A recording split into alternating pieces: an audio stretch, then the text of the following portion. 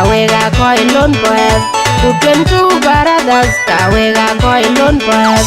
Bali bol kelwai, kupur bol kelwai, panabun kelwai, bayi kar kelwai, koi malaya kelwai. Kulon dun jagloi, kulon dun jamyar. Tirada wan umbul, kutito wan bolir, koi kerilan balay, koi kerilan gabalwel. Timen garang pol malongawan, kunna chol kwelit, garang pol malongawan, wun malongawan nanay, kunna chol kwelit. Mamba ulis, koi kerilan gabalwel, koi kerilan gabalwel. Ribi jenu pandam, le nay wana nyagit. Nalay bang wana nyagit, anay wana nyagit kega ke koi geri. Analuwe ben we min malwal tweng panda. Analuwe ben we min malwal tweng panda.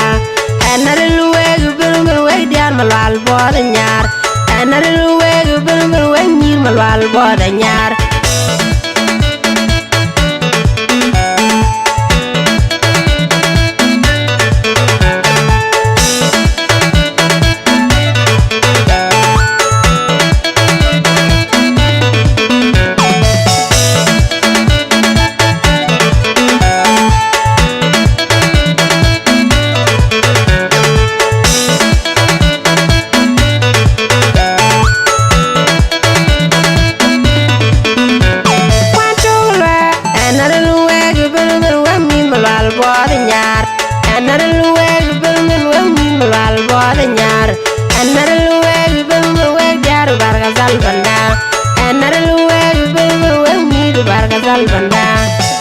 Kutwen tu baradas kawega koi lon poet. Kutwen tu baradas kawega koi lon poet. Bali bol kelwai, kupur bol kelwai, panabun kelwai, bayi kar kelwai, koi malaya kelwai. Kulon dun jagloi, kulon dun jamyar.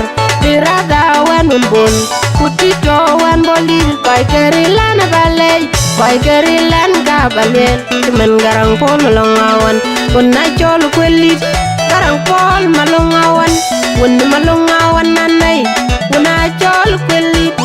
Mamba ulis, koi kerilan gabalwel, koi kerilan gabalwel.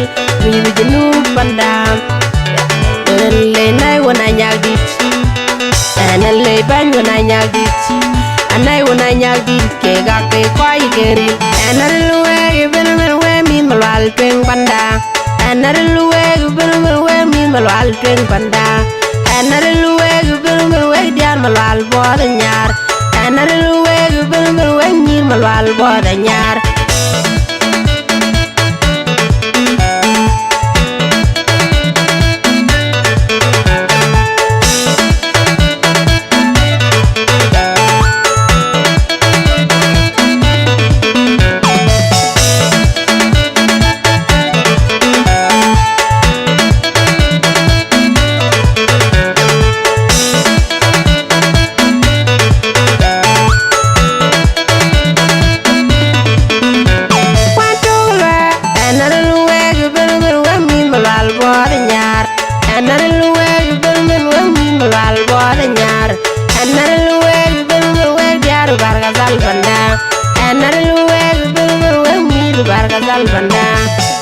Kutwen tu baradas kawega koi lon poet. Kutwen tu baradas kawega koi lon poet.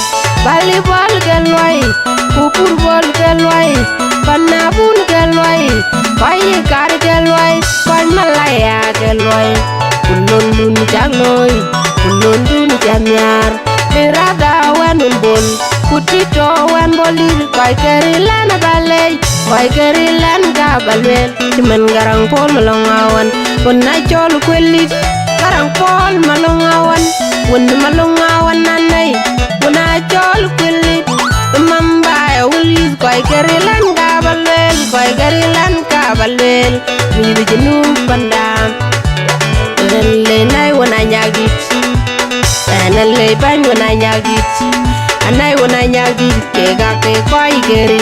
Analuwe ben we min malwal tweng panda. Analuwe ben we min malwal tweng panda.